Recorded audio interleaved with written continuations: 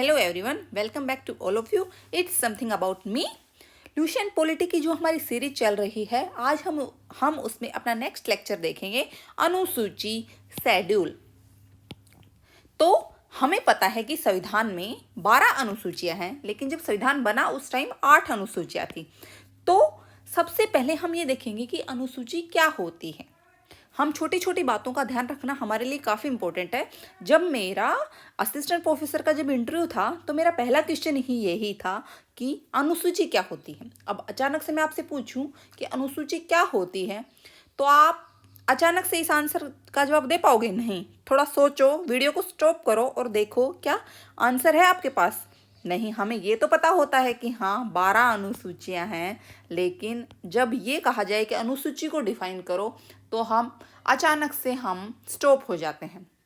तो हम सबसे पहले इन्हीं छोटी छोटी बातों को देखेंगे कि हमारी जो 12 अनुसूची हैं वो क्या हैं, भाग जो संविधान में होते हैं, आर्टिकल्स, वो आखिर है क्या। सबसे पहले हमने वर्ड बोला है संविधान, तो आखिर संविधान क्या है। संविधान, कॉन्स्टिट्यूशन क्या है।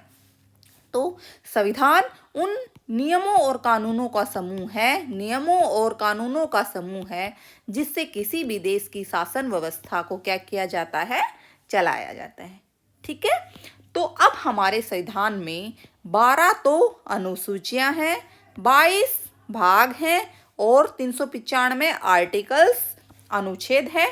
पार्ट कितने हैं, 22, अनुसूचियां शेड्यूल 12 और आर्टिकल 395 395। अब हमने संविधान तो समझ लिया क्या है, तो अब ये भाग, पार्ट्स, आर्टिकल, अनुच्छेद और ये शेड्यूल, अनुसूचियां आखिर ये हैं क्या। आपको ये तो पता है, हाँ ये इतनी है, ये इतनी है, ये इतनी है, लेकिन ये आखिर है क्या, हमें ये समझना है। तो एक सिंपल सी लैंग्वेज में देखो, ये संविधान है, हम इसको एक बुक मान लेते हैं। हमारा संविधान भी एक बुक की तरह ही है, सब कुछ लिखा हुआ है। तो आपकी ये बुक हो गई, बुक क्या हो गई, हमारा संविधान। अब इस बुक को चैप्टर्स में डिवाइड करो। आपकी बुक होती है, उसमें चैप्टर होते हैं ना, तो इस बुक को चैप्टर्स में डिवाइड करेंगे तो ये चैप्टर क्या हो गए, हमारे भाग, पार्ट। ठीक है, यहाँ तक समझ में आया। चैप्टर क्या हो गए, भाग, पार्ट। अब इन चैप्टर्स में, हर चैप्टर में कुछ ना कुछ लिखा होगा। जैसे चैप्टर 1 में कुछ लिखा होगा, चैप्टर 2 में कुछ, 3 में। इन चैप्टर के अंतर्गत जो भी लिखा होगा, चैप्टर के अंदर जो भी लिखा होता है, वो हमारा क्या होता है, आर्टिकल, अनुच्छेद। तो हमारी बुक तो हो गई क्या, संविधान हमारा बुक हो गया। सिंपल सी लैंग्वेज में जो हमारे चैप्टर्स हैं वो हमारे भाग हो गए, और चैप्टर्स के अंतर्गत जो लिखा होता है वो हमारे आर्टिकल, अनुच्छेद हो गए। ठीक है, यहाँ तक समझ। अब इन चैप्टर्स और आर्टिकल्स के अलावा भी कुछ चीज़ें संविधान में बच गई थी, वो हमने किस में डाल दी, शेड्यूल्स में, अनुसूची में। समझ में आया। तो इनके अलावा जो भी कुछ बच गया था उसमें, उसको हमने किस में डाल दिया कि उसमें हमने अनुसूचियों में डाल दिया कि अगर कुछ चीज़ बच गई उसको आप अनुसूचियों में देख सकते हो। एग्जाम्पल के लिए देखो, आर्टिकल 80 है, अनुच्छेद 80। 80 कौन से भाग में आता है, ये आप मुझे कमेंट बॉक्स में नीचे बताओगे। तो आर्टिकल 80 में राज्यसभा से रिलेटेड चीज़ें दी गई हैं। ठीक है, तो आर्टिकल 80 क्लॉज 2 में राज्यसभा में कितने स्थान कौन से राज्य के होने चाहिए ये बताया गया है। और इसमें क्या कहा गया है कि इसके लिए देखें, संविधान में अनुच्छेदों में क्या कहा गया, इसके लिए ये अनुसूची को देख ले। तो 80 क्लोज 2 में बताया गया है राज्यसभा के बारे में, लेकिन उसमें ये भी कहा गया है कि इसके लिए अनुसूची 4 में देखें। अब अनुसूची 4 में क्या है ये हम देख लेंगे। ठीक है, तो जो भी चीज़ संविधान, जो अनुच्छेदों में कुछ चीज़ें रह गई थी, उनको हम किस में रेफरेंस के लिए किस में देख सकते हैं, अनुसूची में देख सकते हैं। ठीक है, समझ में आया। जब अनुसूची 4 को देखेंगे तो हम और अच्छे से हमें ये चीज़ समझ में आएगी, अगर यहाँ पे समझ में नहीं आ रही है तो। अब हम अपनी ट्रिक्स के माध्यम से अनुसूचियों, शेड्यूल्स को याद करेंगे। फटाफट से आपको हर ट्रिक के साथ हर अनुसूची याद हो जानी चाहिए। वीडियो के खत्म होने के बाद जो ये टोटल 12 अनुसूची हैं, ये 12 की 12 आपको याद होनी चाहिए टिप्स पर। चलो तो स्टार्ट करते हैं। सबसे पहले संविधान में कितनी अनुसूचियां थी, जब संविधान बना उस टाइम अनुसूचियां थी 8, फिलहाल कितनी हो गई हैं, 12। काफ़ी इंपॉर्टेंट क्वेश्चन बन जाता है ये। 8 से हो गई 12, 4 अनुसूची बढ़ी है। वो 4 अनुसूची कौन कौन से संशोधन अमेंडमेंट से बढ़ी है ये भी हम देखेंगे। तो अब फर्स्ट अनुसूची में क्या है, पहली अनुसूची 12 की 12 आपको याद करनी है। ये काफ़ी इंपॉर्टेंट क्वेश्चन है। काफ़ी एग्जाम क्या 90% एग्जाम में एक अनुसूची तो आ ही जाती है क्वेश्चन में, इसलिए 12 की 12 अनुसूची आपको याद होनी चाहिए। फर्स्ट अनुसूची आ जाओ, याद करते हैं। पहली अनुसूची में क्या है, देखो 1947 में देश बन गया। देश बनने के बाद उसको कुछ राज्यों में और कुछ केंद्र शासित प्रदेशों में क्या किया, बांट दिया गया। तो जो राज्यों और केंद्र शासित प्रदेशों के बारे में उल्लेख किया गया कि हम अकेला सेंटर जो हमारा केंद्र है अकेला तो चल नहीं सकता था, क्योंकि अकेला चलाना उस टाइम के हिसाब से बहुत मुश्किल था। तो इसीलिए हमने देश को क्या कर दिया, सेंटर ने क्या किया, देशवासियों ने नहीं, संविधान सभा में जो लोग थे उन्होंने क्या किया, कैसी व्यवस्था अपनाई, संघात्मक, कि हमने अपने देश को किस में बांट दिया। एक तो हो गया हमारा सेंटर केंद्र और उसके नीचे हो गए हमारे राज्य। ठीक है, तो अब देश के विकास के लिए उसको कि छोटे छोटे टुकड़ों का अच्छे से विकास हो सकता है। एक तो बहुत बहुत बड़ा इंडिया हो, पूरा एक ही इंसान कंट्रोल करे तब उसका विकास हो, नहीं, वो उससे बेटर है कि छोटे छोटे उसको भागों में बांट दो। अब हर भाग का एक मुख्यमंत्री होता है, वो ज़्यादा बेटर तरीके से देख सकता है। अब एक तो ये सिस्टम हो कि अकेला मोदी जी ही पूरे देश को देखे और तो ज़्यादा विकास अच्छे से देख पाएगा, या हर राज्य के अपने अलग अलग मुख्यमंत्री होते हैं वो ज़्यादा अच्छे से देख पाएंगे, है ना। तो इसको क्या कर दिया हमने, राज्यों और केंद्र शासित स्टेट और यूटीज यूनियन टेरिटरीज में देश को बांट दिया ताकि देश का विकास अच्छे से हो। ठीक है, अब राज्यों में बांट दिया और केंद्र शासित स्टेट में और यूटी केंद्र शासित प्रदेशों में देश को बांट दिया। किस लिए, देश के विकास के लिए तो बांट दिया। तो फर्स्ट अनुसूची में क्या है कि हमारे कितने राज्य हैं, कितने केंद्र शासित यूटीज यूनियन टेरिटरी हैं, वो सब किसमें दिया गया है, उन सब का उल्लेख किसमें किया गया है, पहली अनुसूची में। समझ में आ गया। देखो सबसे पहले याद करना है, देश बना, देश के विकास के लिए देश को स्टेट्स में और यूटीज में, राज्यों और केंद्र शासित प्रदेशों में बांट दिया गया।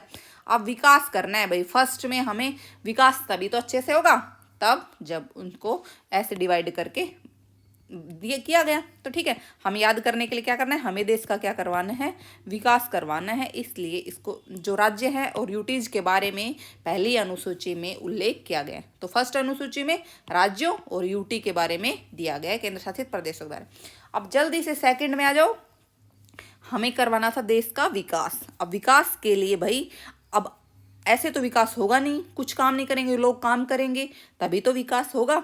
तो आप काम करेंगे तो उनको कुछ वेतन भत्ते भी तो दोगे, उनको सैलरी दोगे तभी तो वो काम करेंगे। बिना सैलरी कौन काम करता है, आजकल तो कोई नहीं करता।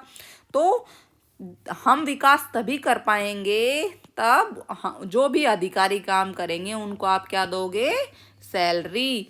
तो सेकंड अनुसूची द्वितीय अनुसूची में क्या है, पदाधिकारियों के वेतन और भत्तों का उल्लेख है।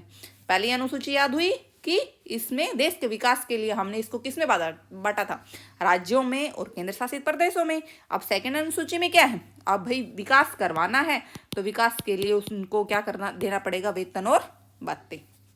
ठीक है, अब आओ तीसरी में, उनको वेतन और भत्ते, वेतन उनको सैलरी मिली तो वो लोग क्या बन गए, थोड़े भाई भ्रष्टाचारी बन गए, करप्ट बन गए, क्योंकि उनको सैलरी मिली तो और मन में लालच आया, रुपए आते हैं तो लालच आता है ना, तो और लालच आया मन में, तो भाई उनको अब वो भ्रष्टाचारी बन गए। अब उनको क्या करवानी पड़ेगी, एक शपथ दिलवानी पड़ेगी कि नहीं, हमें भ्रष्टाचार नहीं। ये सब ट्रिक्स हैं, ठीक है, यहाँ पे ध्यान रखना है, सब ट्रिक है। हम ये याद कर रहे हैं फर्स्ट अनुसूची में क्या है, सेकंड में क्या है, थर्ड में। तो तीसरी अनुसूची किससे रिलेटेड है, शपथ से रिलेटेड है। इसमें जो पद ग्रहण के इसमें ली जाने वाली शपथ का वर्णन है। तो याद हुआ, भ्रष्टाचारी बन गए थे, अब उनको शपथ दिलानी पड़ेगी कि नहीं, तुम्हें भ्रष्टाचार करप्शन नहीं करना है। थर्ड अनुसूची याद हुई, शपथ लेनी है। अब चौथी अनुसूची, अब सेंटर का काम यहाँ पे खत्म, दोबारा से स्टेट्स पर आ जाओ, राज्यों पर आ जाओ। ठीक है, तो थर्ड अनुसूची हो गई कंप्लीट। अब चौथी में आ जाओ। चौथी अनुसूची में क्या है कि आप राज्यसभा में कौन से राज्य का कितना प्रतिनिधित्व होगा। जैसे हमारे हरियाणा से कितने लोग राज्यसभा में जाते हैं, 5। लोकसभा से कितने जाते हैं, 10। ये भी काफी बार एग्जाम में पूछ लिया जाता है कि राज्यसभा में कितने जाते हैं प्रतिनिधि और लोकसभा में कितने। तो राज्यसभा में 5 और लोकसभा में 10 प्रतिनिधि हरियाणा से जाते हैं। ठीक है, तो चौथी अनुसूची में क्या है, राज्यों का राज्यसभा में प्रतिनिधित्व कितना होगा, ये सब चौथी अनुसूची में दिया गया है। ठीक है, राज्यों पे आ गए, केंद्र से डायरेक्ट राज्यों पे आ गए हम। अब आओ पांचवी अनुसूची में क्या है। पांचवी अनुसूची, 5 साल में क्या होता है, 5 साल में सोचो, 5 साल में होते हैं हर 5 साल के बाद इलेक्शन। तो 5 साल में इलेक्शन होते हैं, इलेक्शन में नेता लोग आते हैं, झूठे झूठे वादे करके चले जाते हैं, फिर भूल जाते हैं।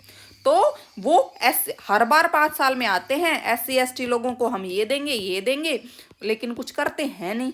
तो इसी ट्रिक से हम याद करेंगे कि हमारी पांचवी अनुसूची में क्या है, अनुसूचित क्षेत्रों और अनुसूचित जनजाति का उल्लेख। पांचवी अनुसूची में क्या है, अनुसूचित क्षेत्रों और अनुसूचित जनजाति का उल्लेख। अनुसूचित जाति SC ST होते हैं ना, अनुसूचित जाति और जनजाति SC, शेड्यूल कास्ट और शेड्यूल ट्राइब्स।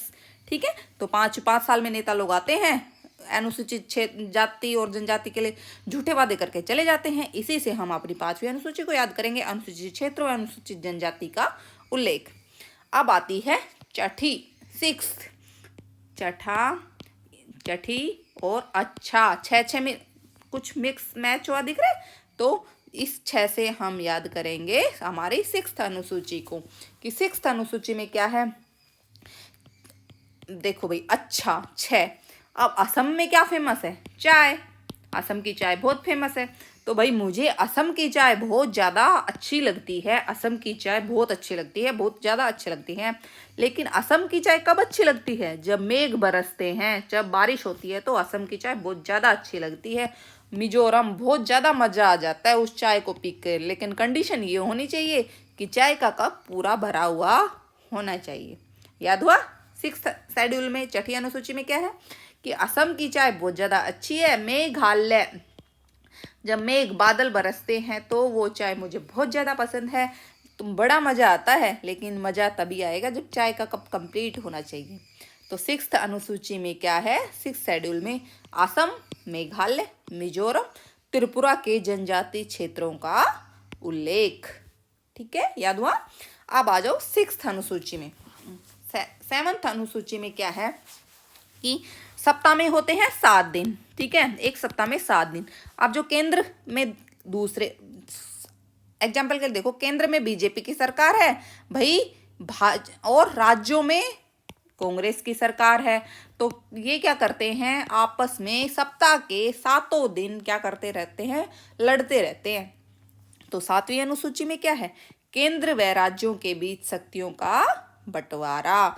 7वीं, ये दोनों आपस में लड़ रहे थे, तो क्या किया भाई, इनके बीच शक्तियों को आपस में क्या कर दो, बांट दो, तो आपस में लड़ाई नहीं होगी। तो 7वीं अनुसूची में केंद्र और राज्यों के बीच शक्तियों का क्या है, बंटवारा। अब बंटवारा कैसे किया गया, एक संघ सूची बनाई गई है, यूनियन लिस्ट, एक राज्य सूची बनाई गई है, स्टेट लिस्ट, एक कंकरेंट लिस्ट, समवर्ती सूची भी बनाई गई है। अब ये भी क्वेश्चन काफी इंपॉर्टेंट है, संघ सूची में कितने विषय हैं, संघ सूची में विषय हैं 100, राज्य सूची में विषय हैं 66 और समवर्ती सूची में विषय हैं 47। पहले संघ सूची में फिलहाल 100 हैं, लेकिन जब पहले कितने थे, 97। इसमें राज्य सूची में फिलहाल 66 हैं, पहले कितने थे, 61। ये घट बढ़ जाते हैं, घटा बढ़ा दीजिए, पहले इसमें 66 थे, तो ये घटाकर कितने कर दिए गए, 61। इसमें 100 थे, ये 100 हैं, और इसका हो गया 97। तो ये 97 वाले तो क्या हुए, 97 थे पहले, अब हो गए कितने, 100। ये तो बढ़ गए। अब राज्य सूची वाले पहले कितने थे, 66, ये घट गए हैं, ये हो गए हैं 61। और समवर्ती सूची में जब संविधान बना उस टाइम 47 विषय थे, इसमें भी बढ़ गए हैं, इसमें कितने हो गए हैं, 52। अब ये बताओ नीचे कमेंट बॉक्स में कि कौन सी सूची में विषय घटे, कौन सी में है, 2 में बढ़े हैं, 1 में घटे हैं, तो कौन सी में घटे हैं ये आपको नीचे मुझे बताना है। ठीक है, तो ये 7 दिन लड़ते रहते थे, तो केंद्र और राज्यों के बीच शक्तियों का बंटवारा 7वीं अनुसूची में दिया गया। ठीक है, याद हो गया। अब 8वीं अनुसूची में क्या है, 8th शेड्यूल में देखो भाई, टोटल भाषाएं कितनी है, 22। संविधान में कितनी भाषाओं का उल्लेख किया गया, 22। तो 8वीं अनुसूची में क्या है, 22 भाषाओं का उल्लेख। अब याद कैसे करोगे कि 22 भाषाओं में से मुझे तो केवल भाई 8 ही भाषाएं आती हैं। संविधान में तो 22 भाषाएं का उल्लेख है, लेकिन हमें तो केवल 8 ही भाषाएं आती है। तो 8वीं अनुसूची में क्या है, 22 भाषाओं का उल्लेख। याद हुआ। जब मूल रूप से 8वीं अनुसूची में कितनी भाषाएं थी, 14, लेकिन बाद में संशोधन के द्वारा 22 हुई है। तो क्वेश्चन ये भी आ सकता है कि जब संविधान बना उस टाइम कितनी भाषाएं थी संविधान में, बाद में संशोधन करके कितनी हो गई। तो पहले 14 थी, बाद में 22 भाषाएं हो गई। ठीक है, 8वीं अनुसूची में कितनी है, 22 भाषाएं। टोटल भाई 22 भाषाएं हैं, मुझे तो 8 ही आती हैं। याद करने का ट्रिक। ठीक है, आप आ जाओ 8 अनुसूची। ये यहाँ तक तो जब संविधान बना उस टाइम 8 अनुसूचियां हमारे संविधान में थी।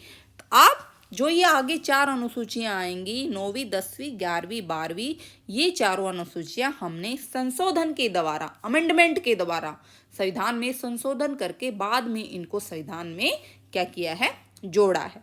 ठीक है, अब 9वीं अनुसूची को संविधान में जो हमारा संशोधन था, प्रथम संविधान संशोधन, फर्स्ट कॉन्स्टिट्यूशनल अमेंडमेंट 1951 के द्वारा इसको क्या किया गया, जोड़ा गया। तो ये भी क्वेश्चन कई बार काफ़ी एग्जाम में आ जाता है कि फर्स्ट अमेंडमेंट से हमने क्या क्या जोड़ा। तो इसमें एक आएगा 9वीं अनुसूची। ठीक है, हम 9वीं अनुसूची में याद करते हैं क्या है, संपत्ति के अधिकार का अधिग्रहण। तो संपत्ति से रिलेटेड कौन सी अनुसूची हो गई, 9वीं। तो याद कर लो, no no no no no entry, मेरी प्रॉपर्टी में आपको कोई एंट्री नहीं मिलेगी। तो संपत्ति से रिलेटेड क्या है, 9वीं अनुसूची। प्रॉपर्टी आपकी है, आपकी प्रॉपर्टी में कोई एंट्री नहीं कर सकता, नो नो नो एंट्री। तो 9वीं अनुसूची में क्या है, संपत्ति के अधिकार का अधिग्रहण। एग्जाम में ऐसे क्वेश्चन आते हैं, आपको दे देंगे 1, 3, 5, 6।